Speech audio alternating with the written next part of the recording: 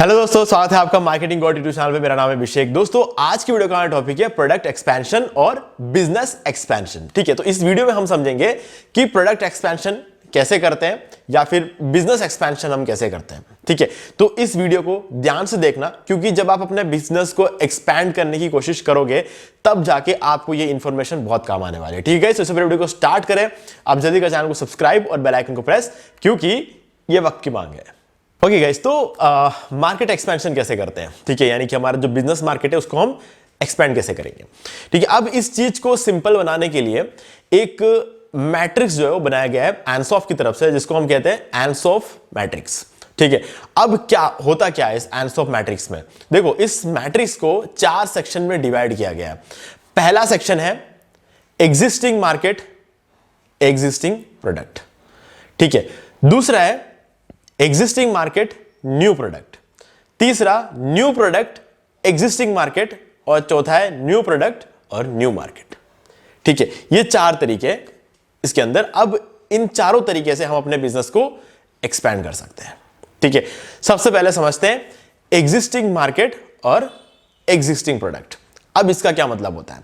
देखो, पहली चीज है कि हमारे पास एक प्रोडक्ट है जिसको हम सालों से बेच रहे हैं। ठीक है, और हमारे पास एक मार्केट भी है जो हमने बना लिया है।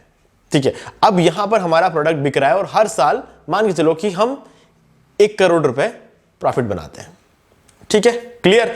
अब इस 1 करोड़ रुपए को हमें एक्सपैंड करना है और उसे 2 करोड़ बनाना है।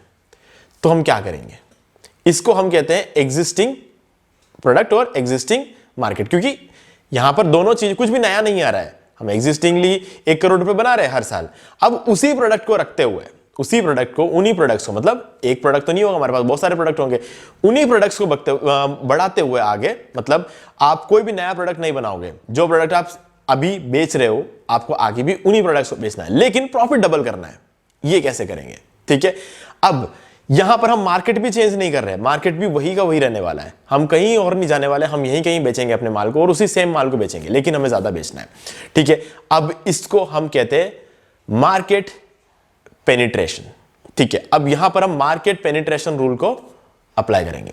कैसे करेंगे, पेनिट्रेशन कैसे होता है। देखो, अब देखते हैं, जैसे कि हम लोग देखते हैं कि बहुत सारे आइटम होते हैं। जैसे कि अगर मान लो कि हम अभी फिलहाल के लिए एक चॉकलेट को पकड़ के चलते हैं। ठीक है, डेयरी मिल्क। डेयरी मिल्क एक चॉकलेट है जिसको हम पकड़ के चलते हैं। अब ये जो डेयरी मिल्क है बहुत सारे लोग खाते हैं और बहुत सारे लोग ऐसे भी है जो नहीं खाते। ठीक है, अब ऐसा तो नहीं है ना कि मार्केट में डेयरी मिल्क हम बेच रहे हैं तो सबके सब डेयरी मिल्क ही खा रहे हो सकता है कोई किटकैट खा रहा हो, कोई 5 स्टार खा रहा हो, कोई मिल्की बार खा रहा हो, कोई पर्क खा रहा हो, कोई मंच खा रहा हो, कुछ भी हो सकता है। ठीक है, तो अब हमारे पास डेयरी मिल्क है, हमको इसे बेचना है ज्यादा लोगों को। पहले हम 1 करोड़ रुपए कमाते थे, अब हमें 2 करोड़ रुपए कमाने हैं, तो उस लेवल पे हमें बेचना है। पहले जितने लोग नहीं खरीदते थे उन लोगों को भी बेचना है।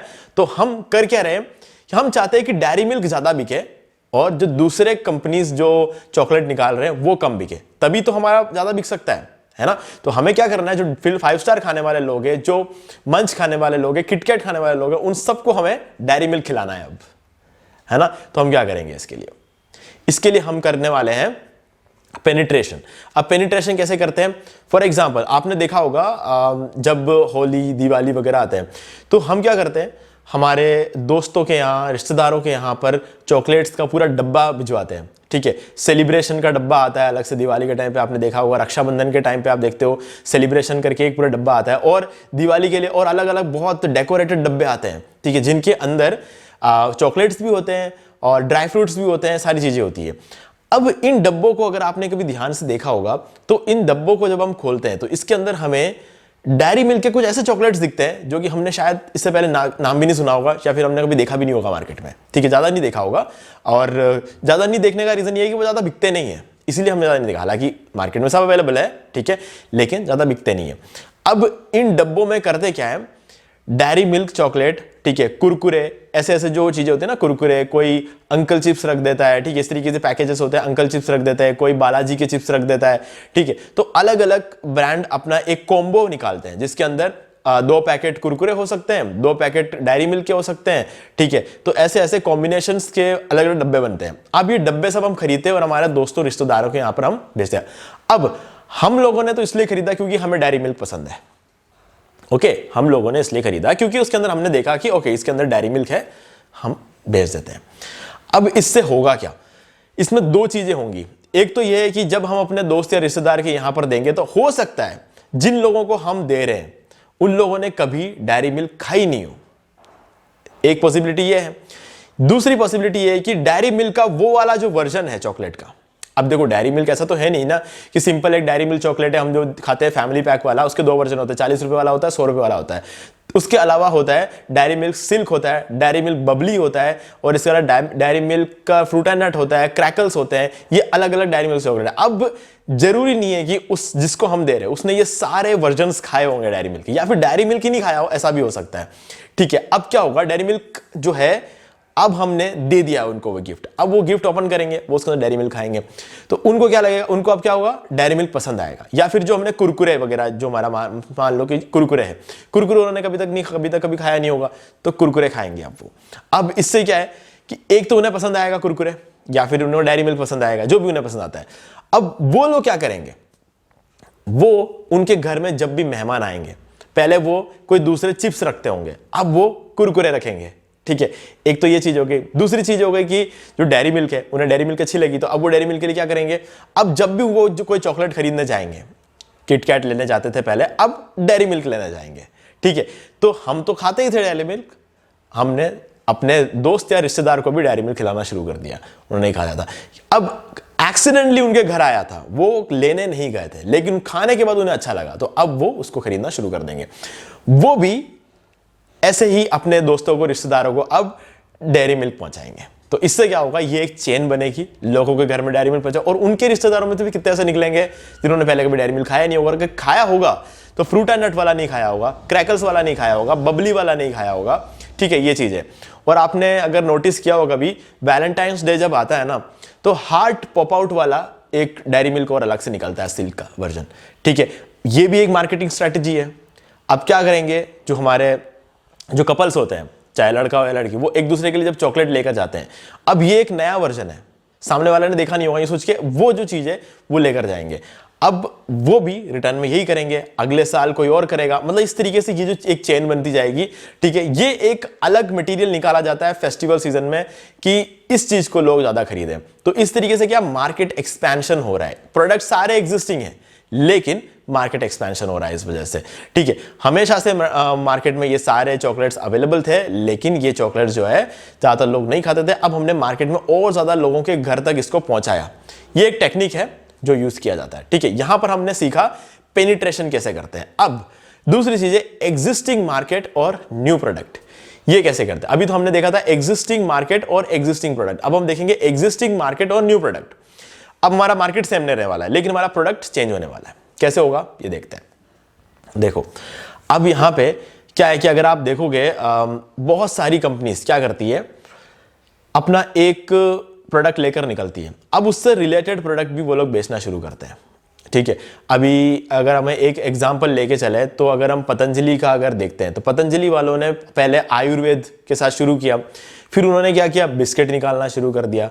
ठीक है, उन्होंने रिफाइंड ऑयल्स निकालना शुरू किया, नेचुरली रिफाइंड ऑयल निकालना शुरू कर दिया। ठीक है, आयुर्वेदिक प्रोडक्ट एक अलग चीज थी, अब उन्होंने नेचुरल रिफाइंड ऑयल निकाला, उन्होंने पेस्ट निकाल दिया, उन्होंने मतलब बिस्किट वगैरह निकालना शुरू कर दिया, ऐसे बहुत सारी चीजें वो निकालना शुरू कर। अब उन लोगों को चिपकाने वाले हैं जो लोग पहले आयुर्वेदिक प्रोडक्ट खरीदते थे, यानी कि मार्केट वही है।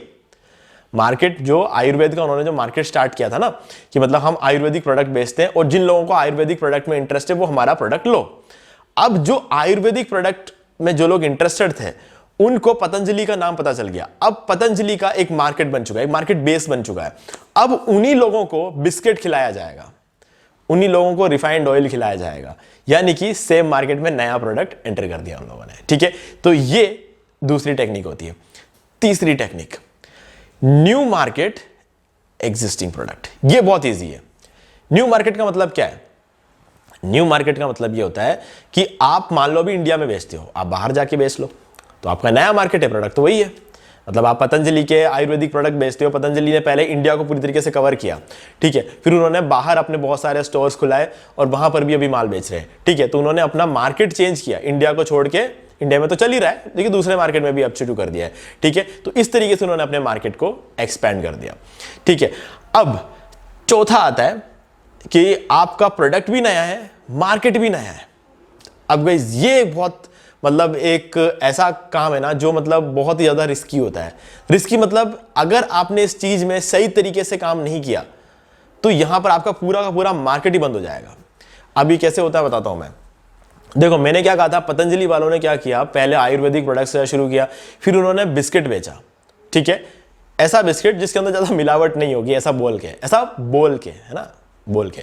तो उसके बाद उन्होंने ऑयल वगैरह बेचना शुरू किया। अब मान लो कि पतंजलि वाले कल को टीवी निकाल दे, फ्रिज निकाल दे, मोबाइल फोन निकाल दे, ठीक है, तो यार हम लोगों को क्या लगेगा, आयुर्वेदा लेकर आया था, अब इलेक्ट्रॉनिक्स बेच रहा है। आयुर्वेद और इलेक्ट्रॉनिक्स के बीच में कोई लेना देना नहीं है ना। तो ये जो चीज होती है ना, ये ऐसा होता नहीं कि मतलब हमने हमारा जो मेन बेस था उसको छोड़ दिया और हम दूसरे मार्केट में घुस गए।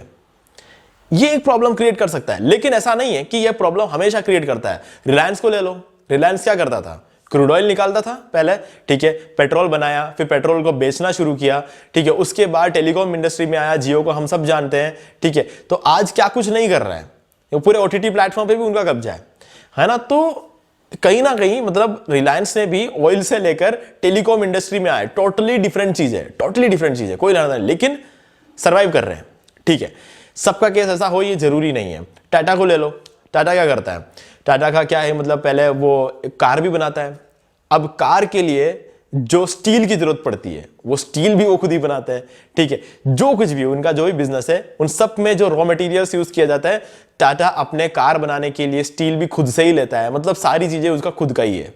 टाटा कम्युनिकेशंस है, ठीक है, टाटा मोटर्स है, टाटा पावर है, ठीक है, पावर जो एनर्जी रिसोर्सेज वगैरह है वो भी उनका खुद का है, टाटा स्टील है वो भी उनका खुद का है, ठीक है। उनका टीसीएस है, टाटा कंसल्टेंसी सर्विसेज, यानी कि आईटी इंडस्ट्री में भी वो लोग हैं, ठीक है। तो ये टाटा इन्वेस्टमेंट भी है उनका, तो ये सारी चीजें टाटा का ही है, टाटा का। तो यहां पर जो है आप ये नहीं कह सकते कि टाटा फेल हुआ, टाटा कहीं फेल नहीं हुआ, उन्होंने अपने मार्केट को एक्सपेंड किया है, न्यू प्रोडक्ट न्यू मार्केट उन्होंने एक्सपेंड किया है। अब यहां पर कुछ ऐसे एग्जांपल्स भी है जो पहले जहर बेचते थे और उसके बाद जो है आके खाने पीने की चीजें बेचने लग गए, ठीक है। पूरा मार्केट एकदम से चेंज कर दिया उन्होंने, उनके मार्केट का एक दूसरे का को लेना देना ही नहीं था। जहर से मेरा मतलब है तंबाकू बेचना। अब टोबैको जो बेचते हैं वो कंपनी है आईटीसी, आईटीसी कंपनी का नाम आपने सुना होगा डेफिनेटली। अब आज के डेट में आईटीसी बिस्किट बेचता है, साबुन बेचता है, जो डव साबुन से हम नहाते हैं ना, डव साबुन, और टीवी का आप ऐड देखते हो कि डव से नहाओ फेस सॉफ्ट हो जाता है, ये सब चीजें डव भी आईटीसी ही बना रहा है, ठीक है। ऐसा नहीं है कि डव में कोई प्रॉब्लम है, डव बहुत अच्छा सोप है, मैं खुद भी यूज करता हूं, ठीक है, उसमें कोई प्रॉब्लम नहीं। लेकिन इस कंपनी ने कहां से कहां पे आ गई ये कंपनी, ये देखो। मेन चीज देखने की चीज ये नहीं है कि वो पहले क्या बेचते थे कि अब क्या बेचते हैं, अभी भी वो लोग वो चीज बेचते हैं। ऐसा नहीं कि उन्होंने उसको बंद करके ये बिस्किट सनफीस्ट का जो बिस्किट है वो आईटीसी का है, ठीक है, डव साबुन जो आईटीसी का है, फियामा डिवल्स आईटीसी का है, सब आईटीसी के है, ठीक है। लेकिन उन्होंने कहां से कहां लेकर आ गए अपने मार्केट को, ठीक है, कहीं कोई ड्रॉप नहीं हुआ है, सब कुछ बढ़िया चल रहा है, ठीक है। और अच्छा प्रोडक्ट्स बनाते हैं, काफी सही चीज करते हैं, काफी सही काम करते हैं। लेकिन पहले क्या करते थे और अभी भी वही चीज कंटिन्यू है, लेकिन उन्होंने अपने बिजनेस को एक्सपेंड किया, ठीक है। ये एक बहुत बड़ा एग्जांपल है कि मतलब एक ऐसा प्रोडक्ट में उन्होंने एक्सपेंड किया जिसका एक दूसरे के साथ बिल्कुल कोई लेना देना नहीं है। चलो हम मान लेते हैं ऑयल से आकर टेलीकॉम इंडस्ट्री में आ गए रिलायंस वाले, लेकिन ये जो कर रहे हैं ना, इन्होंने तो टोटली अपना ब्रांड ही चेंज कर दिया, बिल्कुल। एक कहां पर मतलब तंबाकू, कहां बिस्किट, मतलब कोई लेना देना ही नहीं है दोनों चीजों के, एक जमीन है तो दूसरा आसमान है, उस लेवल का फर्क वहां पे लेकर आ गए आईटीसी कंपनी। तो आईटीसी का कुछ इस तरीके का बिजनेस है। तो गाइस एग्जांपल सारे हैं हमारे सामने, लेकिन सबके केस में वही हुआ जो आईटीसी के केस में हुआ, सबके केस में वही जो रिलायंस के केस में हुआ या फिर टाटा के केस में हुआ, जरूरी नहीं है। तो हमें बिजनेस को एक्सपैंड करते वक्त ये सोचना है कि क्या हम ये सेम चीज कर सकते हैं, और अगर कर सकते हैं तो स्ट्रैटेजी क्या रहेगी, ठीक है। तो ये चारों तरीके हैं जिसके थ्रू आप अपने बिजनेस को एक्सपैंड कर सकते हो, लेकिन इनमें से कौन सा तरीका आपको यूज करना चाहिए, आपके लिए कौन सा ज्यादा सही है, या फिर आप पहले कौन सा करोगे, ये आपको डिसाइड करना है। मैंने आपको चारों तरीके बता दिए। तो गाइस इसको हम कहते हैं एंसॉफ मैट्रिक्स, इसका यूज करके हम अपने बिजनेस को एक्सपैंड कर सकते हैं, ठीक है।